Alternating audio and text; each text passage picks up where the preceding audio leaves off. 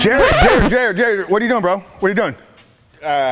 Triceps. Triceps. You want these things to actually grow, right? Absolutely. Okay, let me help you out with that.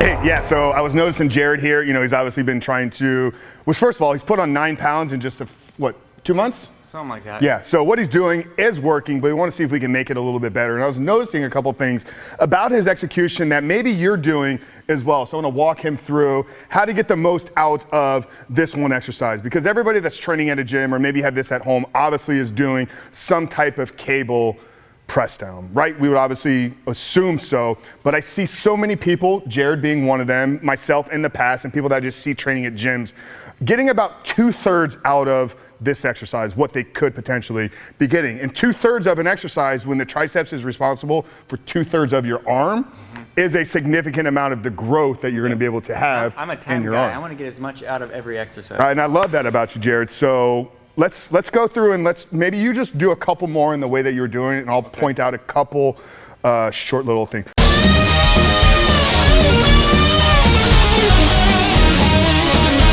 First thing I want you to do is I want you to have a... Can I just say, I learned this exercise from the pictures. So, I mean, that's all the training I've really had. So I appreciate you. Yeah, well guys, these can be great, but let's go to the experts that we have right here on YouTube to kind of get the advanced knowledge. First thing I want you to do is actually I want you to fix your stance. Yeah. This is how I don't go anywhere, right? Yeah, but it's not optimal. I just want you in neutral. Yeah, I want your body to just be framed, because there's good, like obviously if we have a staggered stance, there's going to be some potential from staggering movements here. We want everything other than the tricep, the muscle that we're trying to work. We want everything else fixed. So drive your feet into the floor, soft bend in your knee, engage your core, and now let's go ahead and knock these. Straight spine? Knock these out. Yeah. Yeah. I'm so used to having my foot forward. Yeah, it's gonna be a little bit different.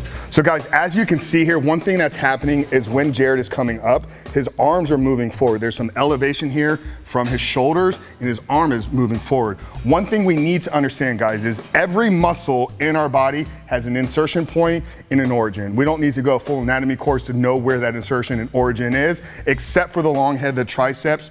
The origin is back here on his scapula. The other two heads, they attach here at the shoulder. And that's okay if his arm is moving, if the shoulder joint is where it's attached. But the fact that the triceps, the long head, is attached back here. Once his arm moves forward, this joint, this whole part of his body has to move with that as well. And if we think about, we're trying to create tension in the muscle throughout the contraction. If I have this band and Jared's holding it, I can pull it, but I'm not gonna be able to get as much tension as if I had it completely fixed. So when I pull this is fixed. It's not going to move. So that means I'm going to be able to get greater tension, greater force through this. So if we see this as this is our muscle fibers, this is going to be our joint. So this is going to be his scapula here where the tricep head is attaching. So when it moves, that's as if I'm pulling the band out of Jared's arm. If we can keep this fixed, which is going to be dictated and predicated on having his elbows behind him. So there's a contraction of his lats here. Now as he comes up, the elbows don't move and you come back down. And I think I had you test this once already, and you told me you definitely felt a deeper contraction even without the weight here. I mean, you guys watching this right now, if you go like this and contract your tricep with your elbow in front of you, and then you simply slide your elbow back, contract your lat, and then contract your tricep, you will feel the difference. This part underneath your bicep is going to contract much, much, much deeper. So I'm only coming up this far. Yeah, I don't need you all the way up here. Because in order to get there, once again, this entire shoulder joint has to move forward. And that's going to create some instability in that muscle joint. Yeah, so we want to keep these behind us. And ideally, guys, like this is actually better done. We only have one rope here. This is better done with 2 ropes or a longer rope. So if you had 2 ropes, you could actually attach a second one, and now you've given yourself a little bit more distance. So you could take a step back here, and now you're gonna get a little bit further up without having to contract that, because you're not fixated on just this short little V. So if you guys have the ability to do that, I would say attach 2 ropes here. We just only have 1 here at the compound. But yeah, we want to stay fixed here. And honestly, guys, you could even, when you're here at the bottom, it's a very, very subtle movement. I'm gonna see if Steven can get me an angle here. When I come back, it's a slight movement back. It's even once I'm fully contracted, I wanna see if I can get my triceps even further behind me. So the one tip here, guys, is to get your elbows behind you when you're training your triceps. Obviously, you can do that on the cables, but we can also do it here on the bench. So I'm gonna have Jared walk through a body weight dip, because there's some few things we really wanna make sure we're paying attention to. So, go ahead and get your butt as close to this as possible. That's the key, guys. And now, as you come down, I want you to think about driving your elbows behind you and then push up. And you should really feel when you get down to the bottom there, this on the inside here, contract. I can feel it, right?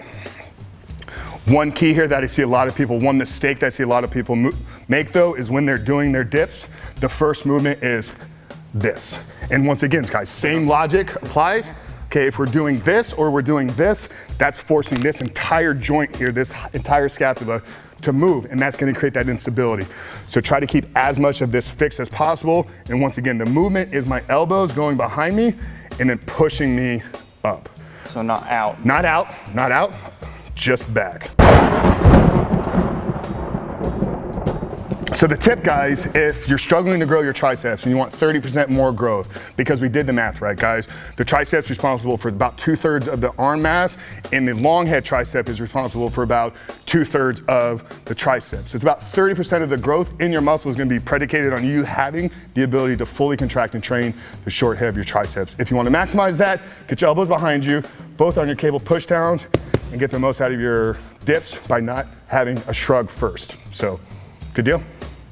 All right, bro. Yeah, so 9 pounds though, dude. That's incredible, man. Did you read that report that I sent you? Okay, absolutely. Yeah. So you've made those modifications to your lifestyle, guys. No, what I've been talking with Jared about over the last lifestyle change, right? Yeah, 100%. What we've really been, focusing on is obviously he's trying to grow. We know a lot of the growth that he's going to have is going to be based upon what he does here in the gym. Is he performing the exercises properly? Is he recovering properly? Is he fueling his body after the workout properly? He's really been checking those boxes, but I still saw an opportunity. So we looked at his lifestyle and we looked at some of the things that he was consuming, his sleep, some of the things that he was putting on his body. It's like, okay, let's make a few little modifications here. So what we've done, guys, we've actually written a report. It's the 7 worst testosterone killers.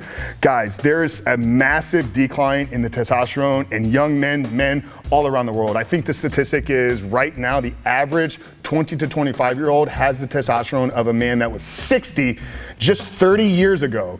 And this is all based upon our lifestyle, living in a box, not getting outside, how we're sleeping, watching TV, watching blue light, keeping our food in plastics. All these little variables play a massive role in the production and optimization of our hormones. So the 7 worst testosterone killers, guys, is down there in the first pinned comment below or somewhere here in this video. Check it out. It's absolutely 100% free, but it's gonna help you in understanding how your lifestyle choices, how the life that you're living is having a negative impact on your health, on your testosterone, which is obviously affecting your energy, your muscle mass growth, your performance, both in the gym and in the bedroom. So 7 worst testosterone killers, guys, check it out, pin comment below. But Jared, keep it up, bud.